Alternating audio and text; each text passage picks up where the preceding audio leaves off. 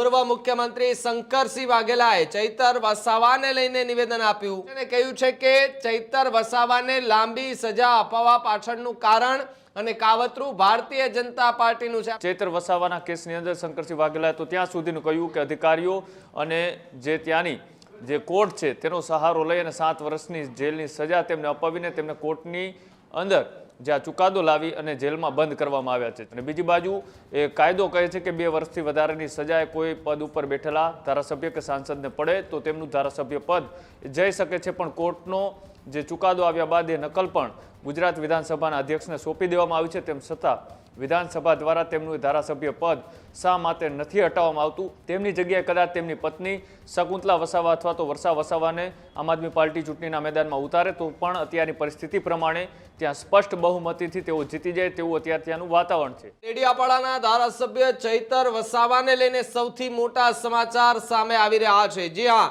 પૂર્વ મુખ્યમંત્રી શંકરસિંહ વાઘેલાએ ચૈતર વસાવાને લઈને નિવેદન આપ્યું।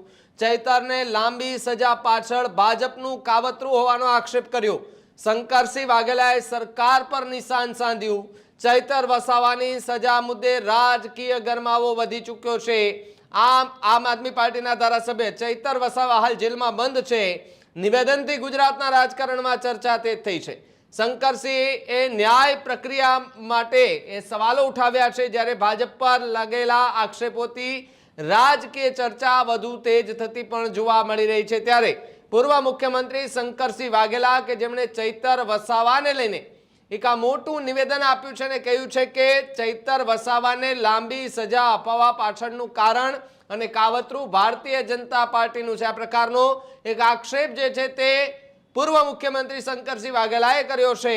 ચૈતર વસાવા ઘણા લાંબા સમયથી જેલમાં બંધ છે।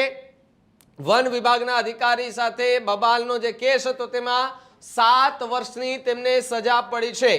અનેક વખત કોર્ટની અંદર જે છે તે જામીન અરજી મૂકવામાં આવી, પરંતુ જામીન ન થતા ચૈતર વસાવા છે તેમની મુશ્કેલીમાં લગાતાર વધારો જે છે તે જોવા મળતો હતો। અને હવે આ બધાની વચ્ચે પૂર્વ મુખ્યમંત્રી શંકરસિંહ વાઘેલાએ ચૈતર વસાવાને લઈને આ સૌથી મોટું નિવેદન આપ્યું છે।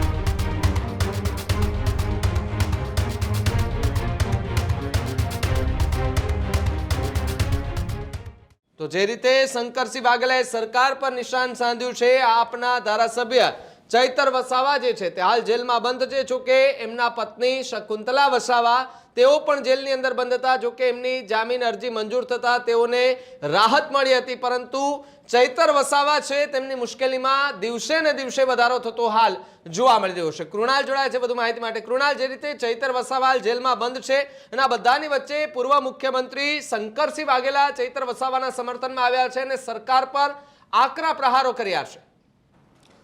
બિલકુલ, ચૈતર વસાવા કે જે છેલ્લા 2 મહિનાથી આ વનકર્મીને મારવું ધમકી આપવાના કેસની અંદર અત્યારે વડોદરા સેન્ટ્રલ જેલની અંદર બંધ છે। ચૈતર વસાવાને જેલમાંથી છોડવા માટે અનેક પ્રયાસો છે તે લીગલ ટીમ અને આમ આદમી પાર્ટી દ્વારા કરવામાં આવી રહી છે, પણ હવે પૂર્વ મુખ્યમંત્રી શંકરસિંહ વાઘેલા પણ આ મામલે મેદાને આવ્યા છે। તેને સ્પષ્ટપણે કહ્યું છે કે કોઈ ધારાસભ્ય દરજાનો વ્યક્તિ હોય તો એ પોતાના વિસ્તારના લોકો અથવા તો સમસ્યાને લઈ ક્યારેક અધિકારીઓ સામે આકરી ભાષામાં વાત કરતા હોય છે, પણ તેનું એવું ના હોવું જોઈએ કે તેમને સીધા જ કોઈ ત્રાગા સાથે જેલમાં ધકેલી દેવામાં આવે। ચૈતર વસાવાના કેસની અંદર શંકરસિંહ વાઘેલાએ તો ત્યાં સુધીનું કહ્યું કે અધિકારીઓ અને જે ત્યાંની જે કોર્ટ છે તેનો સહારો લઈ અને 7 વર્ષની જેલની સજા તેમને અપાવીને તેમને કોર્ટની અંદર જ્યાં ચુકાદો લાવી અને જેલમાં બંધ કરવામાં આવ્યા છે। ચૈતર વસાવા જે જેલમાં બંધ છે 24 તારીખે કદાચ જેલમાંથી છૂટી પણ જાય, પણ જે સરકારનું આ ત્રાગુ છે ત્રાગુ લાંબા સમય સુધી નહીં ચાલે તેવા આકરા પ્રહારો એ પૂર્વ મુખ્યમંત્રી શંકરસિંહ વાઘેલાએ કર્યા છે। અને બીજી બાજુ એ કાયદો કહે છે કે 2 વર્ષથી વધારેની સજાએ કોઈ પદ ઉપર બેઠેલા ધારાસભ્ય કે સાંસદને પડે તો તેમનું ધારાસભ્ય પદ જઈ શકે છે, પણ કોર્ટનો જે ચુકાદો આવ્યા બાદ એ નકલ પણ ગુજરાત વિધાનસભાના અધ્યક્ષને સોંપી દેવામાં આવી છે। તેમ છતાં વિધાનસભા દ્વારા તેમનું ધારાસભ્ય પદ શા માટે નથી હટાવવામાં આવતું તે પણ અત્યારે સવાલ ઉઠી રહ્યો છે, કેમ કે જો ચૈતર વસાવાનું ધારાસભ્ય પદ હટાવવામાં આવે તો પછી ફરી એ વિસ્તારની અંદર ચૂંટણી આવે અને ભારતીય જનતા પાર્ટી ત્યાં ફરી એક વખત 2 ફૂટ ઉપર હોય તેવું સાબિત થાય, કેમ કે ચૈતર વસાવાની સંવેદના એ વિસ્તારના લોકો સાથે જોડાયેલી છે. તેમની જગ્યાએ કદાચ તેમની પત્ની શકુંતલા વસાવા અથવા તો વર્ષા વસાવાને આમ આદમી પાર્ટી ચૂંટણીના મેદાનમાં ઉતારે તો પણ અત્યારની પરિસ્થિતિ પ્રમાણે ત્યાં સ્પષ્ટ બહુમતીથી તેઓ જીતી જાય તેવું અત્યારે ત્યાંનું વાતાવરણ છે. અને ચૈતર વસાવાના કેસને લઈ શંકરસિંહ વાઘેલાએ આકરા સવાલોએ સરકારને પણ પૂછ્યા હતા કે કોઈ ધારાસભ્યએ પોતાના મત વિસ્તારના લોકોની વાતને લઈ કોઈ અધિકારી સાથે આકરી ભાષામાં વાત કરે તો પછી શું સરકાર વિરોધ પક્ષના કોઈ ધારાસભ્યને આ જ રીતના જેલમાં ધકેલતી રહેશે? કેમ કે ચૈતર વસાવાએ પહેલી વખત નહીં 2 થી 3 વખત એ પોતાના વિસ્તારના લોકોના પ્રશ્નોના કારણે જેલવાસ ભોગવી ચૂક્યા છે અને અત્યારે પણ 2 મહિનાથી વધારે સમયથી તેઓ જેલમાં બંધ છે. કદાચ આગામી 24મી તારીખે જે ફાઇનલ સુનાવણી ગુજરાત હાઈકોર્ટની અંદર છે તેમાં કદાચ તેને જામીન મળી પણ જાય, પણ શું જામીન મળી ગયા પછી પણ વિરોધ પક્ષના ધારાસભ્યો આવો અવાજ ઉઠાવે તો પછી તેમનો અવાજ સરકાર સાંભળશે કે પછી સરકાર આવા અધિકારીઓનો સહારો લઈ અને તેમને જેલમાં ધકેલવાનું ષડયંત્ર કરશે? આવી વાત પૂર્વ મુખ્યમંત્રીએ કરી છે. જોવાનું રહેશે કે આગામી દિવસોની અંદર ચૈતર વસાવાના એ જામીન મંજૂર થાય છે કે પછી જે અધિકારીઓને મારવો ધમકાવવા તમામ કેસોની અંદર તેમની જે જેલવાસની સજા છે તે યથાવત રહે છે.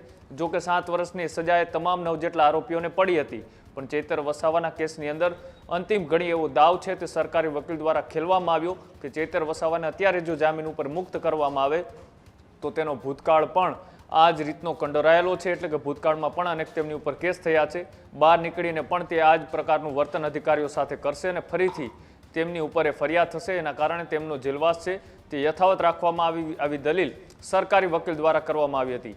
પણ અરવિંદ કેજરીવાલ, ભગવત માન સહિતના જે નેતાઓ છે તે ચૈતર વસાવાને જેલમાં મળવા આવ્યા ત્યારબાદ કદાચ 5 જેટલા દિલ્હીથી જે લીગલ ટીમના વકીલો છે તે પણ અહીંયા પહોંચી ચૂક્યા છે અને 24 તારીખનું જે હાયરિંગ છે આ હાયરિંગની અંદર કદાચ ચૈતર વસાવાનો જેલવાસ એ પૂર્ણ થાય તેવી પણ અત્યારે ક્યાંક ને ક્યાંક ચર્ચાઓ ચાલી રહી છે. શંકરસિંહ વાઘેલાનું આ નિવેદન એ સરકાર સામે સ્પષ્ટ આકરા સવાલો કરતું છે કે કોઈ વિરોધ પક્ષનો ધારાસભ્ય જો અધિકારીઓ સામે આ રીતનું એ આકરા શબ્દોમાં વાત કરે તો તેમની વાત સાંભળવા કરતાં સરકાર એને શા માટે જેલમાં ધકેલી રહી છે તે પણ અત્યારે મોટો સવાલ છે. પણ જોવાનું રહેશે કે ચૈતર વસાવાના કેસની અંદર શંકરસિંહ વાઘેલા આટલા નરમ કેમ જોવા મળી રહ્યા છે. ખેડૂત ભાઈઓ છે ખેતરમાં ડ્રોન ઉડાવતા હોય છે ત્યારે આપણે એક પ્રશ્ન સતાવતો હોય છે કે જે આપણે અત્યાર સુધી જીપીએસ ટેકનોલોજીવાળા ડ્રોન વાપર્યા છે, જેથી કરીને મોબાઈલ ટાવર છે અથવા તો હાઈ ટેન્શન લાઇન પસાર થતી હોય, કોઈ વૃક્ષો હોય, ત્યારે જે જીપીએસ ટેકનોલોજીવાળા ડ્રોન છે એમાં ટકરાય અને ટ્રેસ થાય છે. પણ એગ્રીઓન લાવ્યું છે GNSS ટેકનોલોજી ડ્રોન, જેથી કરીને એ ડ્રોન છે એ કોઈ જગ્યાએ ટકરાય નહીં, પોતાની રીતે જ